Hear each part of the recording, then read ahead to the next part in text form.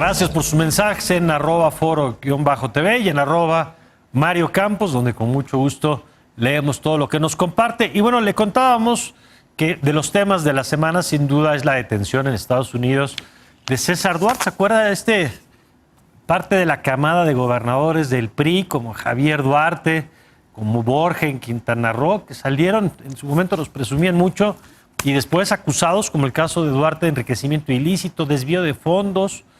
Y también se da en este marco la repatriación a México. Ya está por llegar en estos días de Emilio Lozoya, exdirector de Pemex, por los delitos de cohecho y de operaciones con recursos de procedencia ilícita, en un caso que, por cierto, en toda América Latina ha costado muchas cabezas, quizá menos en México, el caso de Brecht, que parece que se le empieza a mover una patita finalmente a nuestro país. La extradición, por cierto, se logró gracias a que viene colaborando con las autoridades mexicanas, lo cual pues apunta de manera muy interesante a ver qué puede revelar sobre quiénes y qué serían los siguientes pasos. Pero mejor, para que nos lo explique, vamos con Eduardo Bojorquez, director general de Transparencia Mexicana, a quien me da mucho gusto recibir aquí en La Hora de Opinar. ¿Cómo estás, Eduardo? Muy buenas noches. Buenas noches, Mario. Qué gusto saludarte. Viendo estas dos noticias con unos días de diferencia, y que habrá que ver, bueno, por un lado, el mérito de cada una de las dos operaciones y posibles conexiones de las mismas en los próximos meses. A ver, si quieres vamos revisando en orden. Primero vamos con el más reciente, el tema de César Duarte. ¿Cuál es la importancia de la detención allá en Estados Unidos? Hay que recordar que esto lo había estado empujando desde hace mucho, sobre todo el actual gobernador de Chihuahua, Javier Corral, y pues parecía que no pasaba nada. Finalmente, en el marco, por cierto, de la visita a Washington, se da este anuncio, y te pregunto, ¿cuál es la relevancia de esta aprehensión? Mira, creo que el caso de César Duarte es un caso emblemático porque, como se ha conocido por la opinión pública, era un tema en el que el gobierno federal, en ese momento encabezado por Enrique Peña Nieto, resistía las peticiones, las invitaciones a coordinarse y cooperar del gobernador Corral de Chihuahua, el gobernador que había sido electo en reemplazo de César Duarte. Y creo que es un caso emblemático porque además buena parte de la investigación la ha realizado el propio gobierno estatal a través de la Fiscalía del Estado y de un grupo de especialistas que armó el propio gobierno de Javier Corral para darle investigación a este tema. Creo que es un asunto muy importante porque es la justicia estatal coordinada con la Fiscalía General de la República y con la Justicia Federal para poder cumplir esta orden de aprehensión. Era una orden de aprehensión ya con mucho tiempo activa y que esperaba ocurrir en algún momento, pero se sentía esta red de protección política alrededor del exgobernador César Duarte, y finalmente se rompió esa membrana y se pudo dar en el caso de los Estados Unidos, en el estado de Florida. Ahora, estamos muy al principio de un proceso que también se puede alargar en el caso de Florida, Mario. Ahora, que va a ser interesante, digamos, el proceso finalmente para que llegue a nuestro país, pero hay algo que yo te he escuchado y que he aprendido de ti y de otros especialistas en temas de combate a la corrupción, y es que no hay que pensar en términos de personas, sino en términos de redes, en términos de vínculos. No es la manzana podrida que de pronto él se corrompió y el resto del mundo a su alrededor no sabía nada. Y por eso te pregunto, en este caso, ¿cuál sería la relevancia y cuál sería el entramado que podría revelar en caso de que se procese adecuadamente? Y lo dices con mucha claridad, Mario. La corrupción siempre opera en red, no es como el tango. Hace años se decía que era como el tango, que requería dos. Hoy sabemos que opera en red. Y creo que algo muy interesante que ha ocurrido en el caso de Chihuahua es que buena parte de la red de corrupción de César Duarte, la que operaba en el Estado, ha sido desmantelada a partir de la acción de la Fiscalía Estatal y de otras instancias de control interno del gobierno del Estado de Chihuahua.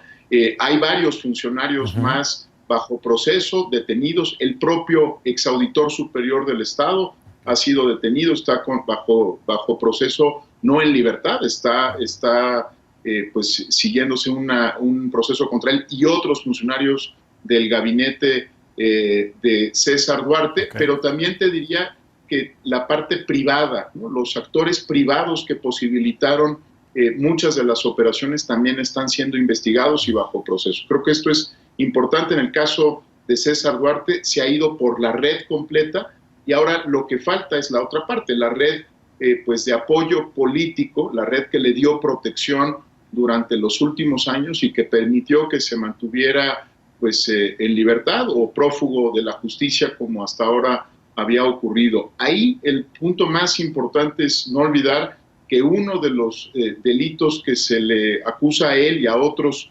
funcionarios en el estado de Chihuahua tiene que ver con el financiamiento ilegal del Partido Revolucionario Institucional, del PRI, y con pues, posibles desvíos que llegaron a financiar campañas en otros estados del país. Ahí la red empieza a subir hacia arriba, hacia lo nacional, las estructuras nacionales, exactamente, Mario.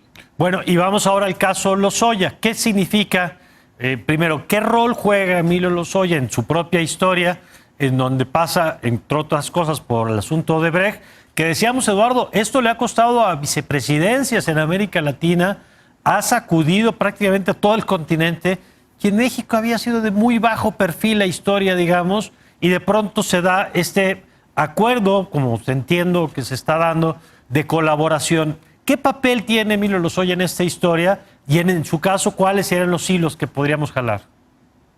Bueno, el caso de Emilio Lozoya es un caso también muy relevante por tratarse del exdirector de Petróleos Mexicanos, de una empresa pues, central para la vida económica de nuestro país, pero también porque fue un funcionario muy cercano durante la campaña del expresidente Enrique Peña Nieto. Fue un hombre de confianza para discutir muchos asuntos de carácter internacional, de comercio exterior. Estamos hablando de un funcionario clave para la administración de Enrique Peña Nieto, y creo que, como lo dices muy bien, de probarse un vínculo con Odebrecht, con la empresa brasileña Odebrecht, que repartió sobornos a lo largo y ancho de América Latina e incluso en el norte de África. Bueno, lo que estaríamos viendo es que pues, finalmente avanza un caso que, lo subrayo, en otros países lleva, por ejemplo, en el caso de Perú,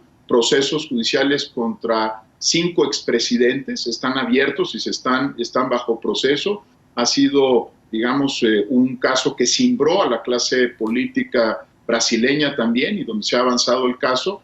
Y me parece que, bueno, lo que ocurra en México sin duda va a ser de relevancia para este caso a nivel global por el tamaño de nuestra economía, el tamaño de los contratos involucrados y, bueno, la naturaleza pues de la relación que podría haber establecido Lozoya u otros funcionarios cercanos a él y personas con esta empresa brasileña. Un tema muy importante, Mario, es que pues ha sido el propio Lozoya quien ha accedido a regresar a territorio nacional para que se lleve en México su proceso.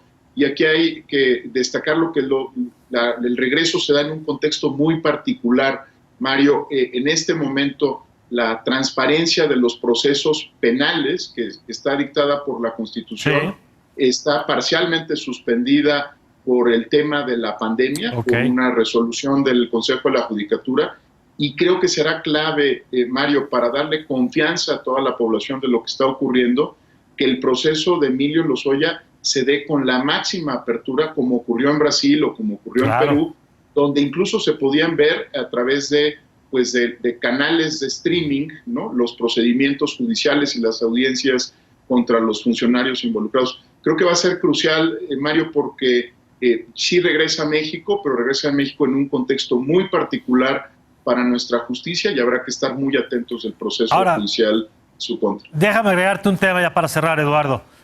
Nos dejas un poquito con la claridad, digamos, de cuáles son los temas que seguir en cada uno de los casos. Pero ayer lo platicábamos con el tema de Ayotzinapa y me parece que hay un elemento en común. El gobierno tiene primero que resolver la corrupción del pasado, pero me parece que también tiene que dar garantías de que está haciendo la tarea para que no vuelva a ocurrir lo que ocurrió en el pasado. Y ahí te pregunto, ¿hemos hecho las modificaciones para que los manejos, como se dio en el caso de Chihuahua o el que se pudo haber dado en el caso de Pemex, en el caso de que se demuestren las dos cosas, ya no vuelvan a ocurrir en el país?